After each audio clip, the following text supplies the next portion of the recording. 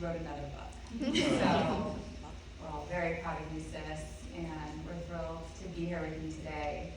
And I'm going to start out with how does it feel to be back on the stage, to be in your hometown, to assume your friends and family are out there. Yes, I see them. It feels literally amazing, and I'm so honored to be sitting up here with you. We're not going to start that early. I honestly, I just am so thrilled to be here. I can't believe a whole year has gone by, and I can't believe I wrote 2 books in 2 years, but here we are. I can. We will get into the 3rd book in a little later in the conversation. We've got to focus on this one right here. Let's start with how much of this is you and how much is you pretending it's not you? Okay, well, most people here have read my debut, Between the Devil and the Deep Blue Sea. And we know that I love the term autofiction, which is where I get to pull all the pieces that are hard and true, and then I get to pull all of the other pieces that are messy and also true, but and make it the fiction part, right? So of the things that are true of this book, I am really proud of the way that I wrote both sisters, but particularly Frankie, who has long-term recovery, just like I do. And I wanted to kind of show that recovery sometimes is nonlinear and it can look different. And so that part was definitely true to my experience. I will share, though, that in both of my books, for reasons unknown, probably because it makes for good, interesting books, I usually write about how women are trying to escape themselves. And oftentimes that can mean they look outside of themselves, whether it's validation for other people, whether it's drinking. And one of the things that is definitely not true but comes up in both of my books is one of the characters, starts to have an inappropriate relationship with another guy. And I have to say, I have the most supportive husband who's here tonight. And he's the love of my life. And he puts up with a lot for me, but this is going to be the 2nd book where he reads about potential infidelity, and I'm sure that's going to be very confusing for him. But that part is 100% fiction. Yeah. I'm going to read a brief synopsis because we're going to assume that most of you just received the book today. Hopefully some of you got an advance copy. So and I promise this will be the longest thing I read at you tonight. Sister and I decided that we don't like book events where the author reads long passages at the audience for long periods of time, and this is our show. So. For the Gilmore sisters, losing their mother to cancer at a young age gave them a brief window of closeness they've never been able to reclaim. Over the years, a mentally ill father, unspoken adult traumas, and the different vices each turned to for survival fractured their bond and created a divide of resentment neither of them could bring themselves to cross. Frankie is the funny one, the sister who got sober, opened a bookstore, and slipped into a version of domestic life without ever fully confronting the past. Mare is the steady one, the caretaker, a mother quietly unraveling under the demands of her neurodivergent daughter and within the confines of a lonely marriage. When a woman in Frankie's social circle disappears, the sisters are pulled into a shared reckoning and can no longer deny the past that has shaped so much of their present. Set against the backdrop of a quiet Northern California mountain town, this gripping and emotionally layered novel unfolds in alternating perspectives, revealing the many ways women vanish inside motherhood, addiction, marriage, and shame. My Sister's sophomore novel is a story of sisterhood, acceptance, the unspoken truths we carry, and the redemptive power of bridging pain into connection.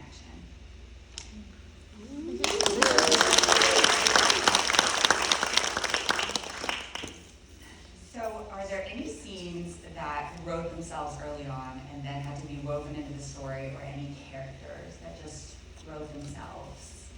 Yeah, so I have a really wonderful group of friends that are here tonight, and I usually will get stories either from any version of my real life, but usually from them.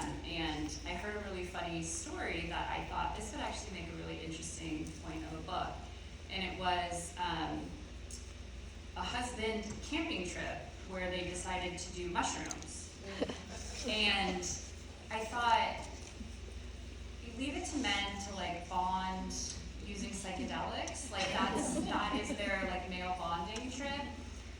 And so I wanted to see how I can incorporate that with also a missing woman element to it. And so I kind of played with that idea, and what I wanted to show was the difference between what happens when men come together and bond, and then the connections that we see with women, either through sisterhood or through recovery programs.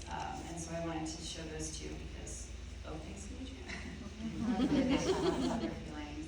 I hope that they sang campfire songs. They definitely did not. And there might have been some nudity. Yeah. On the subject of sisterhood, since we are sitting here, in 2011, Alison Gopnik, a developmental psychologist, wrote in review of a book about siblings, if parents are the fixed stars in a child's universe, distant but constant celestial spheres, siblings are the dazzling, sometimes scorching comets nearby. Of sisterhood, you write, he had a scientist's logic, but Dale was an only child. He didn't understand that sisterhood wasn't biology. It was a kind of emotional custody. You didn't just have a sister, you held one. You carried her bruises. You felt responsible for her joy because the power of your opinion alone shaped who she became far more than anyone else's ever could. Love that. There is a very strong both can be true tension in there. This idea that sisterhood can be both a profound shaping force, and also occasionally a little suffocating. How did you navigate that duality on the page? So I grew up with you, and so it wasn't until I became a mom to 3 daughters that I had true appreciation for what it looked like to watch the sister dynamic unfold.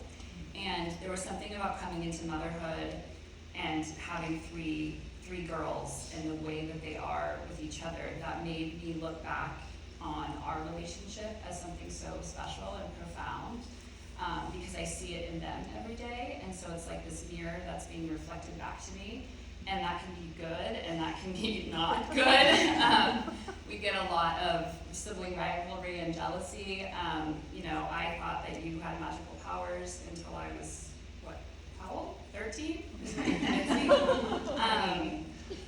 had to pull that off. and she would be like, the phone is gonna ring, and she would have her friend call, and that was,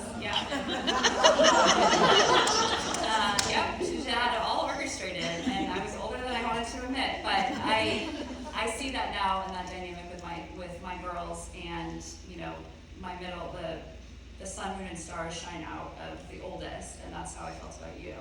And so it's really was fun to write about, because I do think that there's something really powerful about sisterhood, and you don't know it unless you're in it.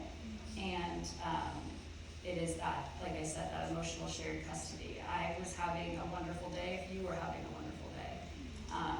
And I'm having a wonderful day.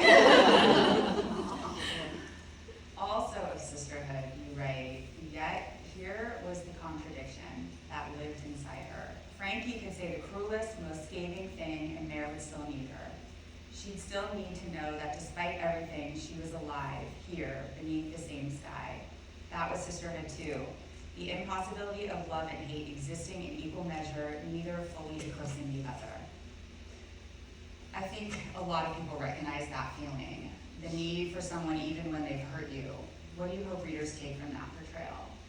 Yeah, so I very specifically, I have the 2 sisters, each have their own special best friend that's different than the sisterhood relationship, because their childhood is so traumatic that they both have their own interpretation of it. And so they sort of use their friends as their buffer between each other. And in a lot of ways, people need that when it comes to relationships and families. And so, we have very much intentionally, there are certain times where the sisters are so pulled into one another and they're so attuned to each other that just as quickly they can break apart, and they can like see each other's wounds and intentionally kind of gnaw at them like nobody else can. Yes. And I feel like the sisters have a rift that is kind of lurking beneath their relationship. I hope you and I have never experienced a rift to the extent This is the fiction part of the that story. these sisters have drifted apart, and I think that the way that you kind of unfurl the need for the healing and the healing is really beautiful and really profound, and can apply in a lot more relationship dynamics than just sisterhood. And so, yeah, if you don't have a sister, you can still hopefully glean a lot of insights and relatability from how that relationship unfolds. Well, and also it's the message of like found family. This book celebrates recovery in a lot of sense, and it's my love letter in a lot of ways to my 12-step program with Alcoholics Anonymous. And I also share that there is this found sisterhood that's amongst the women in there that is just something that you can't concoct. It's just there, and that's stronger than anything. And so yeah, that's available to them as well. Yeah, and I do want to circle back to addiction and recovery. That was a through theme in the first novel too. First, I was thinking we could touch on motherhood. I think the sisterhood piece flows directly into motherhood, another central theme in this novel. You've written motherhood in a way that refuses to pick a lane. It's expansive and suffocating, beautiful and brutal, and sometimes all in the same breath. One of the things your novel captures so beautifully is the tension of holding two seemingly opposing truths at once, especially in motherhood where love and loss, fulfillment, and erasure can coexist. How did you come to understand that all of this can be true, and how did that shape the way you wrote this story? Yeah, so the title came to me because it was one of those things that I just kept hearing it everywhere. And so I very much started relating that to motherhood first and foremost. I've never felt more caught in the middle of two opposing forces than when I became a mom, except for in addiction. And it was this idea that I'm so madly in love with these children, and yet I feel so profoundly lost as who I am as a person. And I thought I was supposed to be the best at this. I thought that, this is all I've ever wanted. And so both of my characters, or all of my characters that I've ever written, have had that same conversation. And to me, I think it's a really vulnerable and important one to share, because oftentimes we see the Instagram version of people's families and the snapshots of what it looks like, and that's not the reality. And so I love to write the reality, because the most powerful thing that I've found is finding a way to make people feel less alone in their experience. And how did you decide to get that honest without being uninvited from future school events? Well, it's funny because it's like, we all talk, so like vulnerability invites vulnerability. So like I'm at a point in my life, having turned 40, I'm like, I want to hang out with the people who we can actually talk about the real things. And so we find those people, everyone here is, those people in this room right now. And I feel like that we've shifted the narrative of the conversation of like, let's talk about how motherhood is, and it's okay to say the hard things. And so we're less so pretending, and we're more so just honest, while also showing that honesty to our children, because I also want them to see the realities of it in a sort of unfiltered light. And I won't shy away from that, while also, showing the profound love that we have as well. Were there any scenes or characteristics or characters that you wrote that you felt like, this might be really pushing it, or this might be saying the quiet part a little too loud? Yeah, that's basically all my books all the time. And I do that really intentionally, I write to heal things that I'm working through in real time, and so all of my books come with like trigger warnings and trauma warnings, because I actually use it as a way of working it out in myself. And so while it might be hard to read, I do feel like there's a way in which ultimately people see themselves in a way that like feels really safe because it's on the page. There's something really beautiful about fiction where you can allow yourself to open up to an idea of something a little bit more than you would before. And so I like going there, and I always will go there. And will it make people uncomfortable in a lot of spots? Yeah, I'm sure. But I kind of won't stop because it's profoundly healing for me, and I hope it is for other people. And do you ever think that you'll, at some point, write a more lighthearted and funny book?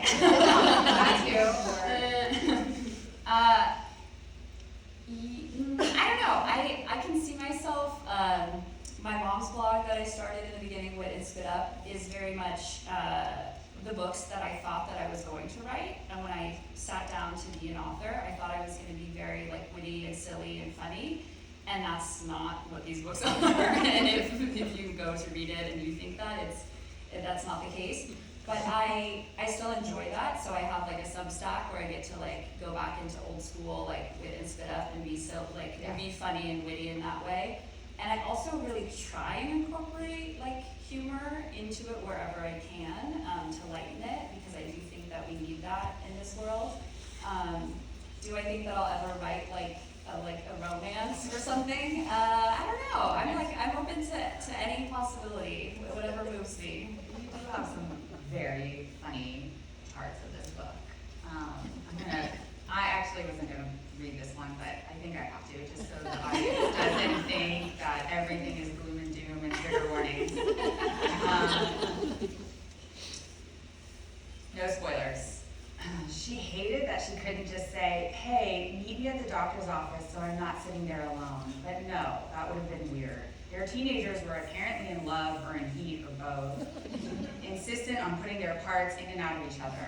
She hated that she and Janie couldn't just sit in the waiting room flipping through bad magazines laughing about how they were too young and far too hot to be grandmothers. Because if they were grandmothers, it wouldn't be equal. If there were a baby, the child would live at Frankie's house. The cries at 3 in the morning would echo through her hallway. It would be Frankie up with a bottle, not Janie. Patrick and his penis would be sleeping like a rock in his bed while Frankie stumbled through the dark trying to be a better grandmother than she'd been a mother. Trying to fix something no one had asked her to fix because she hadn't been the mother Chloe needed to avoid this in the first place. Was this the punishment for drinking through their childhood? How the hell had they gotten here? I mean, I wanted to say penis. I don't even remember writing that, but okay. Cool. Yeah. So your writing, I think it embodies what makes you such a special writer. The humor about these very dark subjects. She's, obviously contemplating the reality of her teenage daughter getting pregnant and how it would, the responsibility would fall on her as the grandmother and not the parents of the teenage son involved. And then she circles around to question her own self as a mother, and did I drink through, and is this my penance? So I think that this is one of the really, really special parts of your writing, and you do this throughout. So there's tons of humor in here, but it's fast, like that. You guys got that makes sense too. You are welcome. Back to alcoholism. Sobriety is a defining part of your life, as it enables everything else you've built, including your beautiful family and career as a writer. And your 13 years of sobriety is the life accomplishment that makes me the most proud. It was a central theme in your first novel, and it shows up again here, this time woven into multiple characters at different stages of the disease and recovery. What keeps drawing you back to this train as a writer?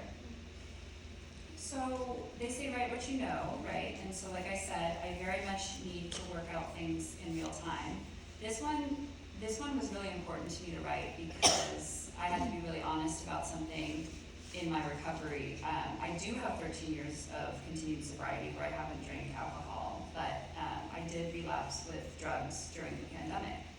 And I thought it was really important to show that version of long-term recovery and what that could look like. And so I wanted to tell that story. My debut shows the active part of alcoholism, and I wanted to show the really scary piece where you can't get off the ride and what that truly feels like. In this, I wanted to show a character because there isn't really representation of sober women in fiction the way that I think that there should be, because usually, it turns into, a version of it that's not entirely accurate, or somebody what they think the picture of it is. And like I said in the beginning, I wanted to show that your journey on recovery does not have to be linear. And I was ashamed of that for a long time, because I was very proud of the fact that, my children have never seen me drink alcohol, but they have seen me under the influence of something. And so I thought, I bet other people that are struggling can relate to this idea that they want to show what it looks like when you sort of fall off in that way, and how I'll never forget the morning after I overdosed on drugs. I called Cara and I said, I can't believe it. Addiction got me again. I can't believe it. I remember you also, maybe not in that conversation, but in a subsequent conversation referencing a similar pattern happening to Dax Shepard, was it? Yeah. And I think he had referenced on his podcast or in a public forum, relapsing with substances other than alcohol or whatever his original kind of addiction was. So I think there's something really beautiful in you recognizing that in somebody who is also on a sober journey, and then hopefully spreading your message to influence other people that addiction can, take on different forms, and it can be sneaky. Well, absolutely. And the thing that I often share about that was, it was actually one of the first pieces that I actually published that got picked up by a major news outlet. And it was called how Dax Shepard's sobriety, how his relapse is saving my sobriety. And I actually wrote that piece while I was high. And I ended up doing that in the way that like I say, and I say this in the book often, sometimes when we're really suffering, we hide in plain sight. And so this story is about all the ways that a woman can disappear, and that can mean literally hiding and suffering in plain sight. And so sometimes, especially in addiction, we will act out, and we're basically waving a flag, and we're saying look at me, but don't look at me. Yeah. And so I wanted to depict that in the book. Yeah. Will we see addiction, alcoholism crop up again as a central theme in the next book? Yeah, I genuinely mean this. I feel this calling that I am lucky enough that I've survived addiction twice, and I do have a way with words, or so my editor says, and I can be a voice for people that haven't made it through, and so if I can keep doing that in whatever capacity that looks like, and whether that's a small part about addiction recovery, I think I'll always find a way to incorporate in there, because there's so many people that walk through addiction and don't make it out to the other side. On Alcoholics Anonymous sponsorship, you write, at first Frankie considered tough love, warning that recovery would only work if Bree worked the program, and that Bree should call again whenever she was ready to surrender. But Frankie quickly realized Bree needed something softer. It was a balancing act, support without control, compassion without ownership. Whether Bree chose to drink again or not, Frankie had to remind herself was never hers to carry. Was this type of balance something you had to learn the hard way, or did it come more intuitively to you? Yeah, so that's the magic of the sponsor-sponsee relationship in a 12-step program, is really it's a mentorship, and I really wanted to explore that. I was really lucky to have the most wonderful sponsor for the first 6 years of my sobriety, and she truly helped save my life. So I honor her in a lot of ways in this book. And I wanted to show that no matter what happens, you don't actually carry anyone else's recovery in your hands. You can be an example, but you can't actually do the thing for it's like the expression, you can lead a horse to water, but you can't get them to drink. And it's like, well, and that's ironic because you don't want to drink. Actually, okay, I wrote that in the book because it's a good one. I just remember like very much wanting it to be this example of that relationship and how that can almost be like a maternal relationship a lot of times. But the person that goes missing in this book is actually one of the main characters' sponsees. And so there is this emotional custody, right, that you feel responsible for their recovery, and it's on your shoulders, especially when you're the person that is the sponsor. And yet, all of it is completely up to the alcoholic themselves. And so there are right ways and wrong ways to do it in terms of, you know, you're not their personal therapist or chauffeur or any of the other things. You're not their doctor, you're not their therapist. And so I think there is this level of responsibility that you do feel, but that's also part of the ownership where it's like, we're all in this together. And if there's one thing that I want people to take away from this book, it's the sense of not feeling like they're alone, and the answer to everything is connection. And so when you have somebody else to walk the path before you, it makes that path easier for you. Yeah. I feel like I learned so much about the sponsee-sponsor relationship and the peek into that world, which I'm only familiar with through you and others in my life, was so fascinating to me. And if there's more emblematic, you know, both can be true, all of the above is true, I think it's that relationship. And it can obviously vary, you know, from person to person and the dynamic. And I know your original sponsor was very motherly in a lot of ways, but also would like tell it to you straight. Yeah. And could match you in your potty mouth, like, word for word. And I'm sure you've had experiences, or maybe you can speak to some of them, where that wasn't the dynamic at all with your sponsees. Yeah. Yeah, and I've had, you know, and that's the thing that you have to recognize is that sometimes I've had people that I've worked with that have walked away.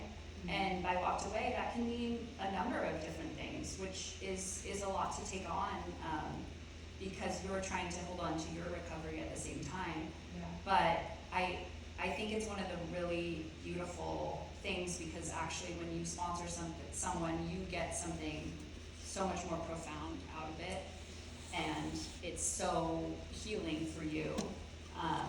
And you're actually like, you know, I remember like my husband was like, what do you mean, like this person just like volunteers their time with you? Like I don't understand. Like you don't have to at 3 a.m. Yeah, you don't have to pay for this like service. And then like, no, everything is like, because like you only get what you put in. Yeah. And so if you want it, then you get it. Yeah, and if you've been the other side of the coin, you Exactly. know Yeah. how necessary it can be at 3 a.m. Yeah. sometimes. So. And I very much like in this book, my first book I was very cautious. I called it the program. I didn't use certain terminology, and like AA is very, you know, private about our traditions, and like we're not supposed to talk in certain terms. And I in my author's note, I explained why I decided to talk about it. And it's because I believe in recovering out loud. When I walked into, you know, I was 28, and I was probably the youngest by like 30 or 40 years in the rooms that I walked into. And there wasn't any sober young women that I saw. And so I very much wanted to kind of come out of the shadows and say like, this is possible, and it's not possible necessarily in you need to go and say that you're an alcoholic or you have a problem, but it is possible to be a mother and lead a sober life. Yeah. Without giving any spoilers, there's an idea in this book of a last hurrah, a binge or a situation somebody struggling with addiction is going to go through before getting sober. So they're going to go big, and then they're going to get it together.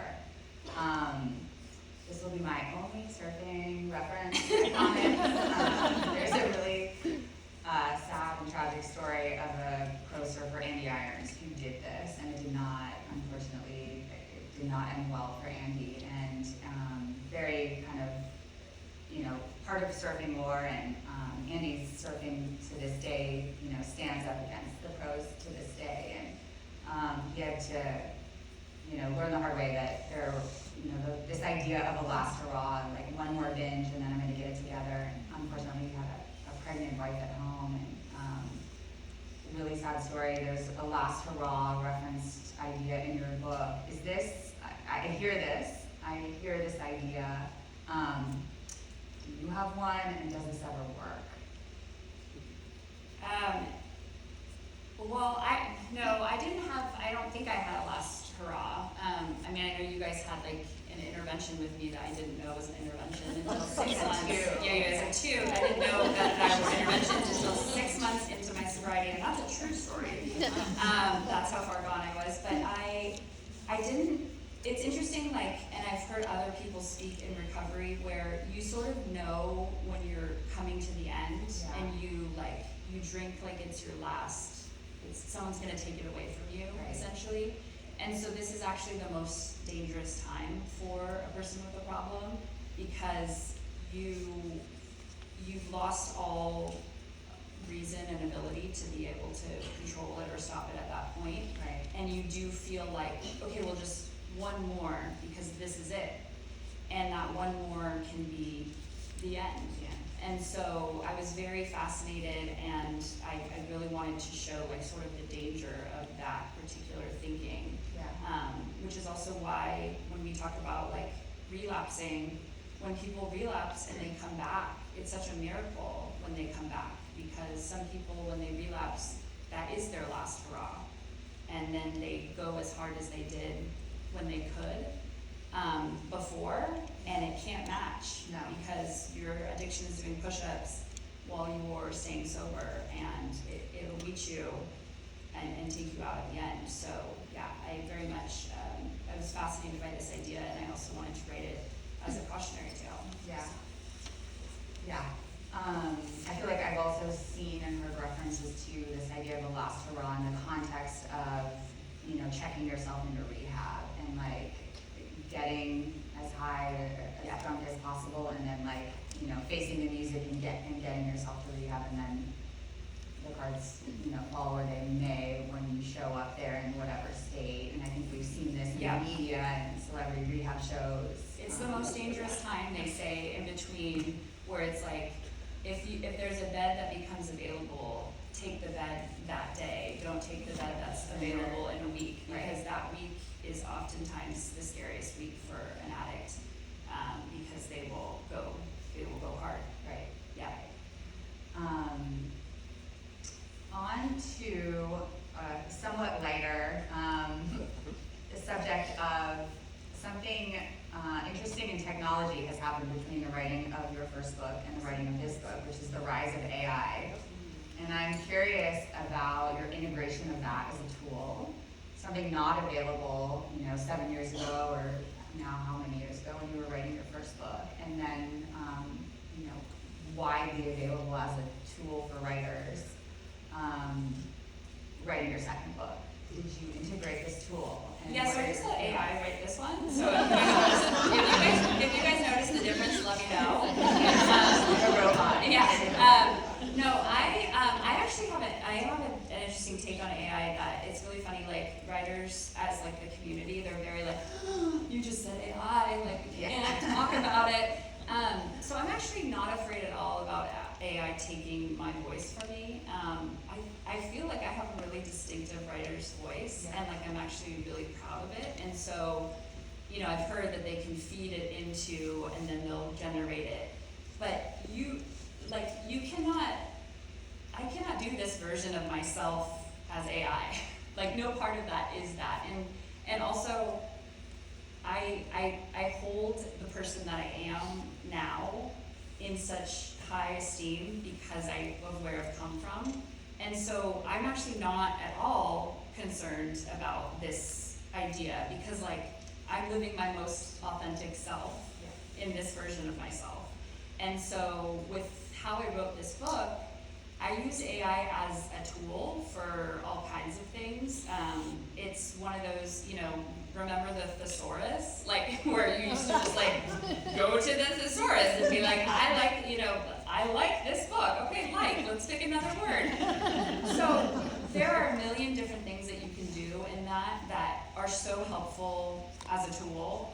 And I also very much need it for certain things like organizational. I'm not an organized person, and I love to use it in that capacity. So it makes my life a lot easier, and I'm not afraid of it because it can't steal what's mine.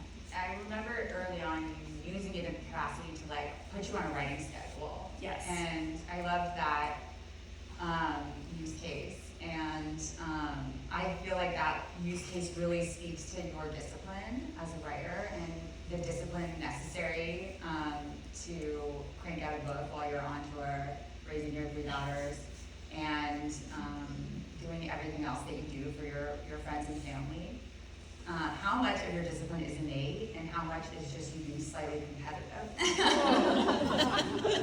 Well, I think your competitiveness really helps. I think it keeps us on our A game between the two of us, so that's good. I definitely need it. I say this genuinely, and again, like I almost always bring stuff back to recovery because it almost always is applicable. But it's like, if you guys knew the amount of effort I spent on drinking and being consumed by alcohol, now with all of that free time, I get to like put all of the effort that I put into my alcoholism into this, and like.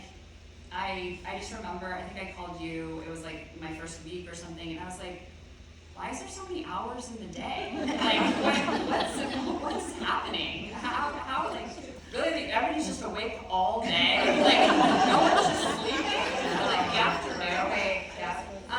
And so, my kids hinder my productivity a little bit and that capacity, but in a really wonderful way. And so I think, while I continue to like channel this for good,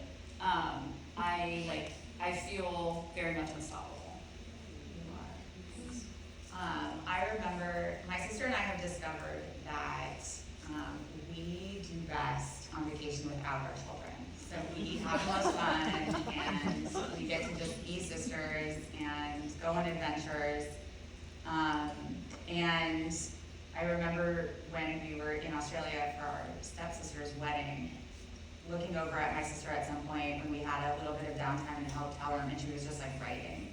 And I was like, wow, how can you just like share, like completely, we've been out all day doing our adventures, and then you came back and like cranked out half a page or maybe more, with like no transition, just like lightning had struck, or maybe this was just the only time of the day you were going to be able to do that. I very much as a writer need more focused transition. Is that a function of just who you are, or is this the discipline you've had to sort of develop while having 3 little ones at home? Yeah, the truth is like I would love to like set up my computer on the beach every day and be like, excuse me, I need my inspiration time. Like I'm gonna need 4 hours for sitting in front of the waves. But really, like, I can't wait for inspiration to strike in that way. And so sometimes you have to like fake it before you make it, and it's just okay. Well, this is when I'm writing, and if I'm not in the creative space, then I'm editing or I'm doing something. Because to write. I've written 3 books in 2 years. It does take a lot of discipline, and there is no, unless there's actually a timeline. I need like my editor, my agent to come and be like, okay, well this is due at this time, and then I need to like wait a week, and then like be crunch time, and that's when I write my best. So I need a little bit of a deadline. Yes, I'll be working, but it won't be like until I like can really be pushed.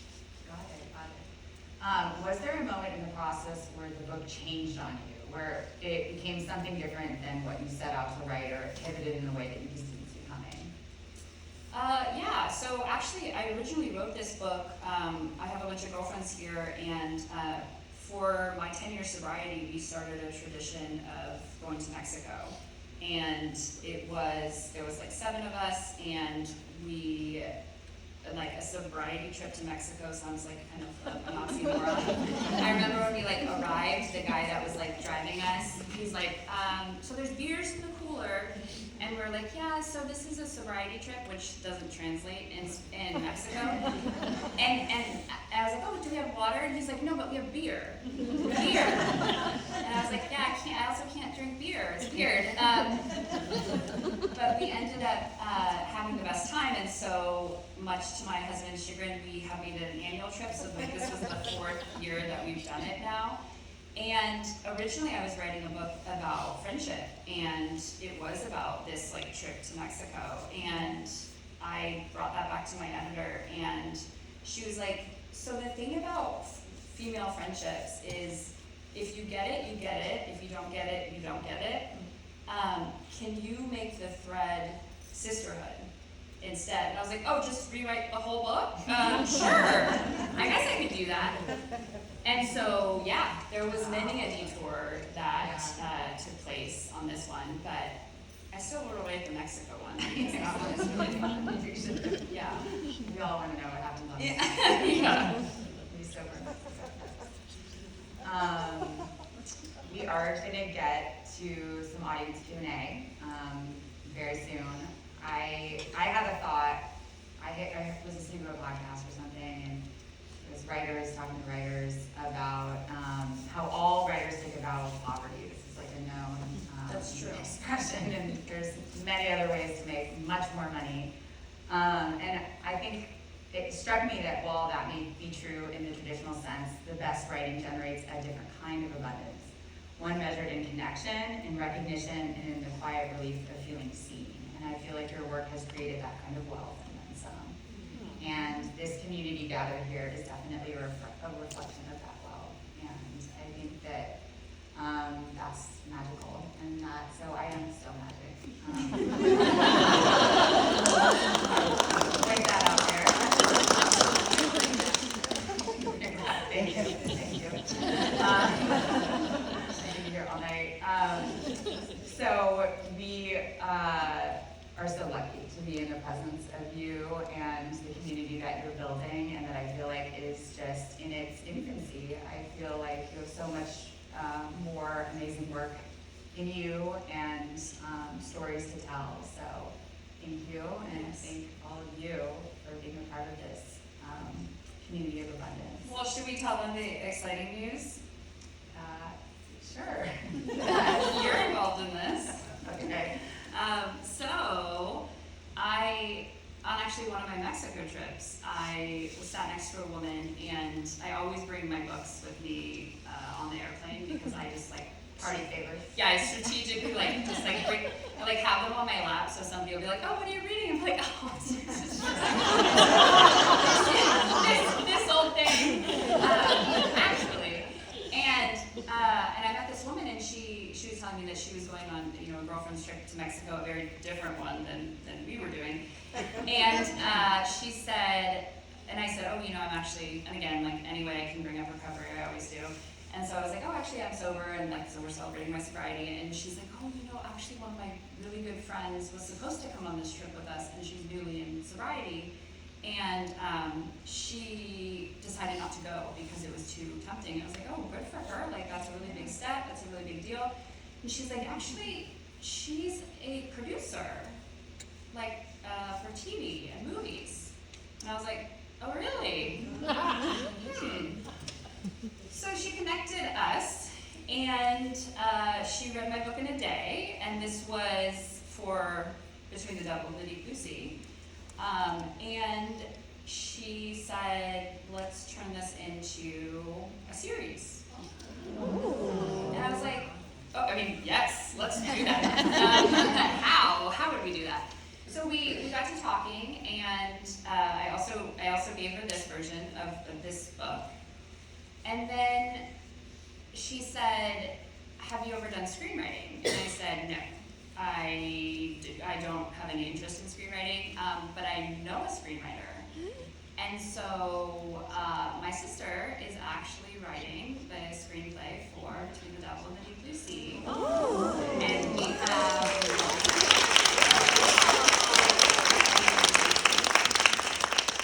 we have producer interests that are taking it to all the big places, including Hulu and Netflix and HBO and all of that. So stay tuned for that, guys.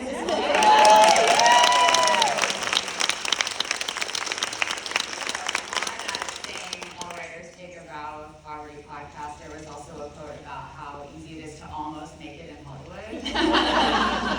So we're excited, and I'm having a blast turning her first book into what we'll hopefully be a limited series. It's so cinematic in so many ways, and they're surfing. So yeah.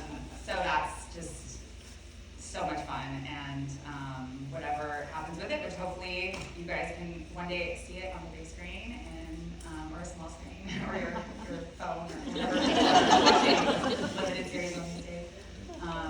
So yeah, thanks for that opportunity, and yeah, I'm having a blast with that.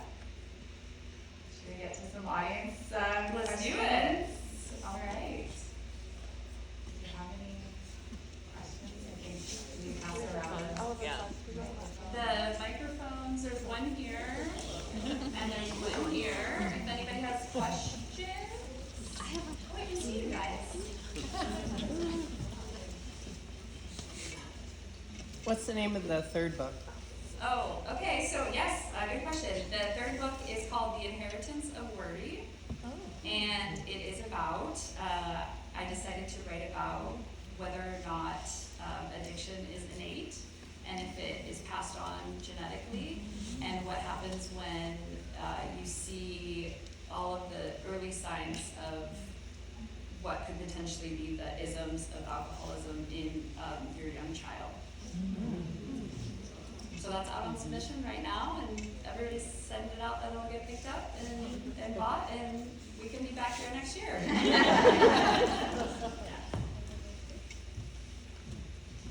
First of all, congratulations on your launch of your second book. Thank you. I've been very lucky and I've already read it. It's amazing. Thank you. And before I ask that question, I did want to say I love your outfits. And did you coordinate because you were little like opposites of your necklaces? Of course they did. Yes, she sent, so my sister sent pictures, and she had a green dress, and then one of my friends said, this is like wearing white to your wedding, so she can't wear green. That's the whole thing, and so my cover is green. Allowed to wear green shoes. So that's how much we thought about it. And earlier today, I was like changing my mind on the green shoes, and she was like, no. No, so the green shoes bring it all together. Yeah, we said yes. Yeah, we think about fashion a lot. Even the necklaces, I was like, Yes. this Yep. has to be intentional. Yes. Well, I will say that the bracelets, the surf bracelets, I steal from my sister as a thought. They've made it into both of my books. I talk about surf bracelets. It's my homage to her. So. So my book-related question was, having read both of your books, something that strikes me about your author voice that you mentioned, your author voice, is your ability to weave in like really raw, vulnerable, deep truth, just flawlessly in your writing about motherhood, about womanhood, about relationships with your spouse or your sibling or your friends, and it just strikes me how like you can read these things. It feels like you're reading someone's diary, and I would love to hear your process of weaving that into your writing, and whether that is something that flows out of you in like your first draft. Like, is that just something you're writing and you have the intention of it, or it comes out, you're like, oh, that's a live one, like, great, there it is. Or is that something that in like editing later drafts, you're like finding places where you want to weave them in? Like, I would just love to hear your writing process for such deep, vulnerable truths. Oh, thank you. Well, thank you for the compliment, and thank you for reading both of my books already. Well, we can ask Cara because she's read my diary, so. And I read hers, to be fair. So, is it very similar? Does it sound like that? No, I definitely don't just like write it and that's the book, right? But I very much. What'll happen is I'll hear something, and let's say it's both can be true. It's that expression, and I'll hear it over and over and over again, and like somebody will be talking about it in this circle, and they'll be bringing it up as it's talking about, you know, they can love their husband so much but still be so frustrated that he doesn't put his socks away, or whatever it is. And so something will just start to like circle, and then I have like an ongoing thing in my phone that's just like, literally, if anybody read it, I would look like an insane person, because it's like, remember husband's sock idea. And then I just end up going back to it, and a lot of times it'll unfold, but it never unfolds like in the way that you see, like, you know, Carrie from Sex and the City, like, and then I did that. It's not that. I very much like I said, I have to work out the truths as they come. I'm figuring it out as I go, and like I'm amazed at the, like, even on my debut, I was so surprised that like people's feedback was like, oh, Leah is really unlikable, and I was like, really? I love her, like she is me, like she's so much a part of me. What do you mean she's unlikable? And I was like, oh, but that's true of all my books, where it's like I interpret it in a different way.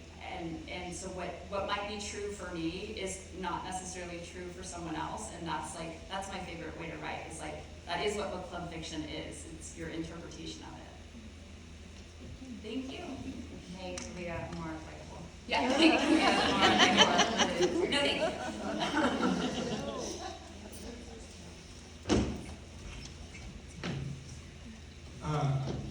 Congratulations again. Thanks, cousin. So you talk about escaping in your first novel, and I'm really excited to read about it in your second. For me, one of my most significant escapes, and what I've often called like my biggest vice in my life, has been reading. I just will really fully escape and just be gone from my present life, and in moments in parenthood, I turn to that when I need it. And you talk about ways that other people have escaped, and with alcoholism and looking to substances to escape. I'm wondering if writing is a really significant escape for you, and if it is, how it has felt to have such a potentially significant escape for such a long duration of time in your life. Yeah. Thanks, Justin. That's a really good question, and I feel exactly the same about books too. It is I say like books and writing are my last healthy escape, truly, and running. Although I can also run too much. Like there's a way to like, if I can abuse something, I will. Like if I can take it too far, like hence the 2 books in 2 years. But I feel like with writing, it is truly my last healthiest escape. Because if ever there's something I need to work through, I work it through on the page. And then what's been really amazing is that a lot of the comments or the feedbacks or the DMs that I get from people is like, you said something that I needed to hear. I've always felt and I haven't been able to. And as soon as someone says that, I feel like this sense of community, this sense of relief, this sense of like connection that I was always seeking when I was drinking and I could never find, and so I found it in this. If you don't mind, just a tiny follow-up. When you're like actually physically writing, do you feel that feeling of like transportation and pulled out of whatever room, or if you're lucky, beach chair that you happen to be in, and when you stop, are you kind of like zapped back in the present life? No, because like I said, like it's such a, because I've been lucky enough that Clark has allowed me to treat this as my full-time job. Before it was my full-time job, it was like, okay, well, what are the hours in the day that I can get in the writing? And that looked like in nap time, and like there's nothing really inspirational about nap time, like necessarily, but sometimes I'm able to. I very much like, and I think a lot of authors will say this, and it's kind of like a sneaky trick. It's like, if I can go on like a writer's retreat, or I can do something that is truly, like one of my good friends, Laura and I, we went away and went to this beautiful place and just like wrote among the trees. That is truly like where I get away, and I'm like, yes, I can actually get into it, and I need to make sure that like my motherhood brain is checked out, because that is like almost never checked out, and so yeah, it's I mean, I need to go on more writers' retreats. Is what I'm saying. Yes.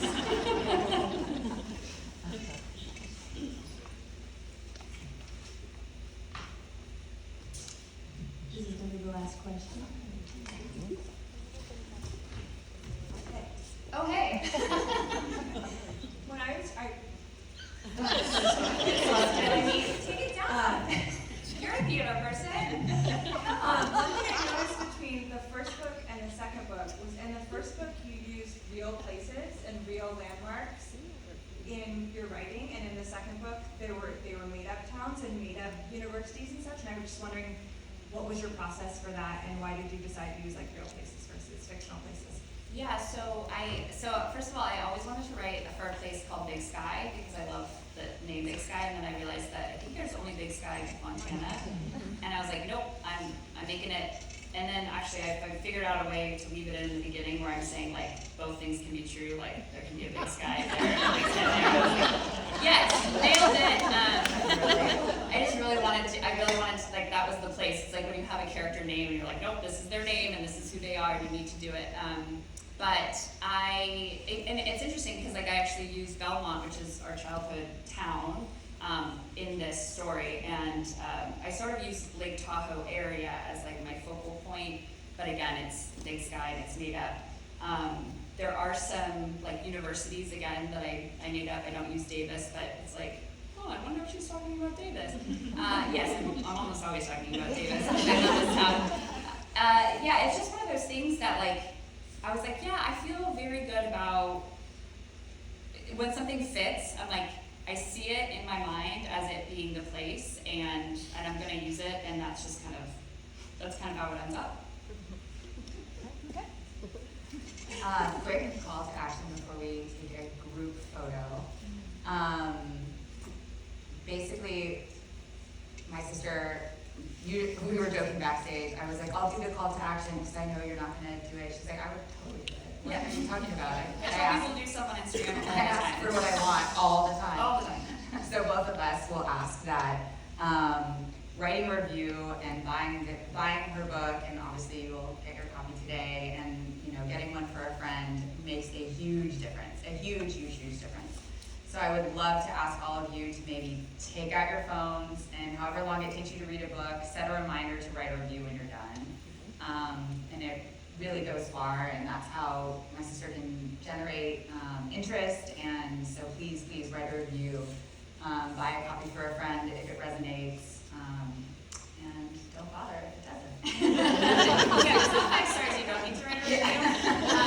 But like Amazon, Goodreads, Barnes & Noble, all those places, it really helps. Yeah. I also want to make sure I share our audiobook of this book is amazing. So I actually asked Leah Hutchinson Shaw, who read Between the Devil and the Deep Blue Sea. She was the character of Leah. And I asked her to come back, and so she actually reads the character of Frankie. We also have Rebecca Loman, who is like of the biggest stars of voice actors. She's one of them, and Helen Laser, who is also one of them. So we literally have like an all-star cast. I can't recommend the audiobook enough because it's an immersive experience. What they bring to it, I feel like really paints the picture. So that's probably also because you'll have to buy it twice. But I genuinely do believe in the audiobook, so that I just wanted to make a And it picture of works that. so well with the dueling